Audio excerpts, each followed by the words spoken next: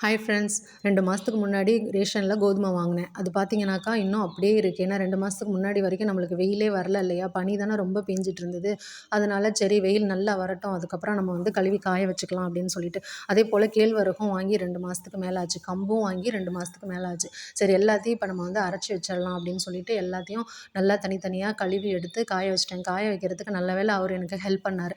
வெயில் பார்த்தீங்கன்னா நல்லா அடிக்கிற மாதிரி தான் இருக்குது. ஒரு 12 மணி வரைக்கும் வெயில் இருக்குது. அதுக்கப்புறம் பார்த்தீங்கன்னாக்கா ஒரு மாதிரி மேகமூட்டம் மாதிரி இருக்குது. ஒரு மாதிரியா இருக்குது. ஒரு சோம்பேறித்தனமாக இருக்குது இந்த கிளைமேட்டே. ஸோ பனி ஜாஸ்தியாக இருக்கிறதுனால நம்மளுக்கு வந்து அந்த மாதிரி ஃபீல் ஆகுது. ஸோ 2 டேஸ் ஆயிடுச்சு இதை காய வச்சு நான் எடுக்கிறதுக்காக.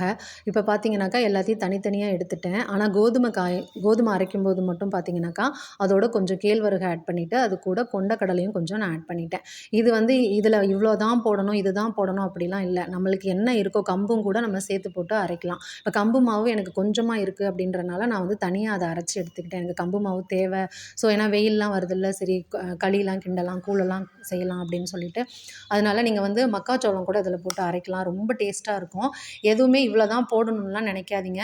ஒன்ஸ் நீங்கள் எது வேணால் போடுங்க. ஆனால் இந்த கோதுமை மாவு அரைக்கும்போது கோதுமையோட அளவு வந்து அதிகமாக இருக்கணும். மற்றதெல்லாம் கம்மியாகவே நம்ம சேர்த்துக்கலாம். எத்தனை ஐட்டம்ஸ் வேணால் நம்ம சிறுதானியங்கள் சேர்த்துக்கலாம். 35 ப்ளஸ்ஸாக இருந்தாக்கா எல்லாருமே வந்து கண்டிப்பாக அந்த சிறுதானியங்களை கொஞ்சம் கொஞ்சமாக நம்ம சாப்பாட்டில் வந்து நம்ம சேர்த்துக்கணும். இதுக்கு நம்ம பிணையும் போது தண்ணிலாம் நிறைய ஊற்றுறதுக்கு தேவையே இருக்காது. ஏன்னா கோதுமை மாவு மட்டும்தான் தண்ணி நிறைய இழுக்கும். மற்றதெல்லாம் பார்த்திங்கன்னா கொஞ்சம் நம்ம தண்ணி ஊற்றினாவே போதும். எண்ணெயும் அவசியம் இல்லை. இருந்தாலும் நம்மளுக்கு வேணும் அப்படின்னும்போது நம்மளால் எண்ணெய் போடாமல் சப்பாத்தி சுட முடியாது இல்லையா? சப்பாத்தி எப்படி வரும்னு யோசிக்காதீங்க. ரொம்ப நல்லா டேஸ்ட்டாக இருக்கும். அதோட கலர் மட்டும்தான் சேஞ்ச் ஆகும். ஏன்னா பசங்கள்கிட்ட கொடுக்கும்போது என்னம்மா கலர் இப்படி இருக்குது அப்படின்னு சொல்லி ரொம்ப சலிச்சிட்டாங்க. ஆனால் டேஸ்ட் பார்த்திங்கன்னா அட்டகாசமாக இருக்கும். இந்த தோசை சைக்கோ மாதிரி சில வீட்டிலலாம் சப்பாத்தி சைக்கோ இருப்பாங்க தெரியுங்களா? அந்த எங்கள் வீட்டில் என் ஹஸ்பண்ட் சரியான சப்பாத்தி பைத்தியம். எவ்வளோ சப்பாத்தி கொடுத்தாலும் சாப்பிட்டுட்டே இருப்பார். ஸோ அவங்களுக்கெல்லாம் இந்த மாதிரி நீங்கள் வந்துட்டு சிறுதானியங்களை சேர்த்து செஞ்சு கொடுத்தீங்கன்னாக்கா 10 சாப்பிட்ற இடத்துல 5 சாப்பிட்டுட்டு நகர்ந்துருவாங்க. வயிறும் நல்லா ஃபில் ஆகும். அவங்களுக்கும் ரொம்ப ஹெல்த்தியாக இருக்கும். ஸோ நீங்களும் இதை வந்து ட்ரை பண்ணி பாருங்கள். சப்பாத்தி மட்டும் இல்லைங்க, தோசையும் நல்லா வரும், பூரியும் நல்லா வரும். 2மே நல்லா அட்டகாசமாக இருந்தது. எங்கள் வீட்டுக்காருக்கு அன்றைக்கி மதியம் வச்ச சிக்கன் குருமா வச்சு கொடுத்தேன்.